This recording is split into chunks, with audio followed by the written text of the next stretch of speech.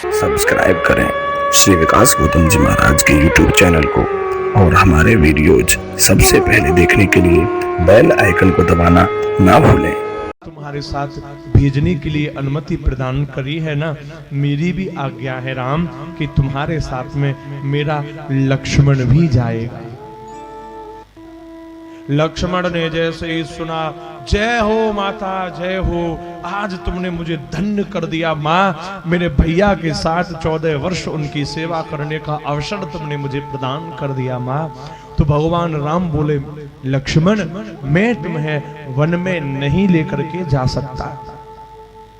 क्यों भैया, माता ने आज्ञा दे दी है तो मुझे वनवास आपके साथ जाना ही पड़ेगा। बोले मैं ले जाता अगर तुम कुमारे होते, अगर तुम्हारा विवाह नहीं हुआ होता तो मैं तुम्हें माता सुमित्रा की अनुमति पर ले जाता, लेकिन तुम्हारा विवाह हो चुका है। जब तक अभी तुम्हें आदि अनुमति मिली है, माँ की अनुमति आदि है, जब तक तुम्हारी पत्नी तुम्हें अनुमति ना दे दे, मैं तुम्हें वन में कैसे लेके जा सकता हूं। एक बार जाकर के उर्मिला से भी तो पूछो, क्या वो चाहती है कि तुम मेरे साथ वन जाओ।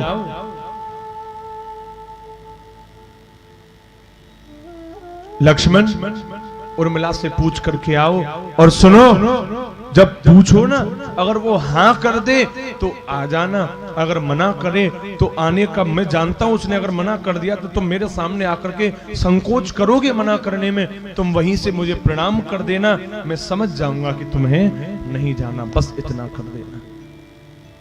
मैं जानता हूं उर्मिला के बिना कहे मैं तुम्हें वन लेके नहीं जा सकता। लक्ष्मण जी महाराज तो भागे गए, क्योंकि उन्हें बड़ी जल्दी है। भागे गए, जाकर के कहा, उर्मिले उर्मिले तुझे पता है भैया राम वन जा रहे हैं, और भैया राम के साथ में माता सीता भी जा रही हैं, और मुझे भी अनुमति दी है माता सुमित्रा ने कि मैं भी उनके साथ में जाऊं, लेकिन भैया राम ने कहा एक बार उर्मिला से पूछ करके आओ तब लेकर के जाऊंगा। तो मैं तुमसे पूछने आया हूं, क्या मैं वन में भैया राम के साथ में वन जाऊं।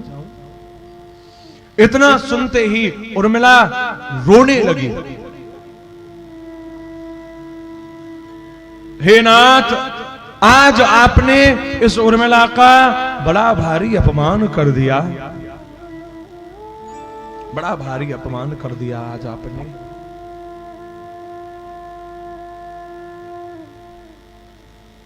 मैंने क्या किया उर्मिला? उन्होंने ये कहा है अगर तुम मना करोगी तो वो मुझे लेकर के नहीं जाएंगे, लेकिन मेरी इच्छा यही है कि मैं वन जाऊं। तब उर्मिला बोली कि आज मुझे आपने इतना कष्ट दिया है कि इतना कष्ट तो मुझे जीवन में कभी नहीं मिला। क्यों? अरे आज उर्मिला का वो अपमान हुआ है नाथ, बहुत अपमान हुआ है। मेरा सम्मान बढ़ जाता अगर आपने वहीं राम जी के आगे ये कह दिया होता कि मुझे विश्वास है मेरी उर्मिला पर, वो मुझे नहीं रोकेगी। मेरा सम्मान बढ़ जाता अगर आप ये कह देते कि उर्मिला मुझे वनवास भेजेगी। मुझे भी लगता कि आपको मुझ पर कितना भरोसा है, लेकिन आपने जो ये अविश्वास मुझ पर जताया कि उर्मिला हाँ करेगी या ना करेगी, इस सोच में जो तुम एक एक कदम चल करके उर्मिला के समीप आए हो, वो एक एक कदम उर्मिला के अपमान का सूचक है। नाथ, आज उर्मिला अपने बचपन में जाना चाहती है। आज मुझे इतना कष्ट है कि मुझे आज अपना बचपन याद आ रहा है। बचपन क्या? आप जाइए वन में, मैं आपको रोकूंगी नहीं, आप वन में जाइए, लेकिन मुझे मेरे बचपन में छोड़ करके जाइए। मतलब क्या उर्मिला? ये उर्मिला है ना, ये जब छोटी सी थी तो बड़े बड़े ऋषियों के संग एक पैर पर खड़े होकर के तप किया है उर्मिला ने। वाल्मीकि रामायण में वर्णन है इनका। एक पैर पर खड़े होकर के कई कई वर्षों तक तपस्या करने वाली तपस्विनी है ये उर्मिला। तो क्या कह रही है, आज मुझे मेरे बचपन में जाना है। प्राणनाथ आप वन में जाइए, प्रभु श्री राम की सेवा करिए, लेकिन अब जब जाओ तो सुनिए, बाहर से दरवाजा लगा के जाना। जब जाओ तो बाहर से दरवाजा लगा के जाना, और जब 14 साल बाद लौट करके आओ, अपने हाथों से दरवाजा खोल करके यहां आना।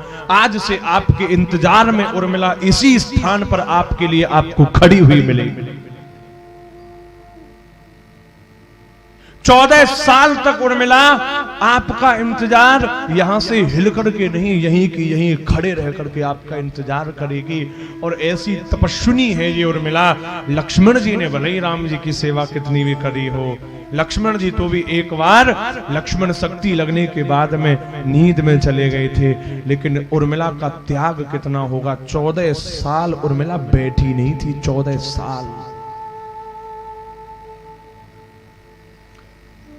उर्मिला का त्याग अनोखा, जो खड़े रहकर अवध बिताई। उर्मिला के त्याग की महिमा का क्या वर्णन किया जाए। 14 साल जो अयोध्या में एक ही स्थान पर खड़े रह करके रह गई।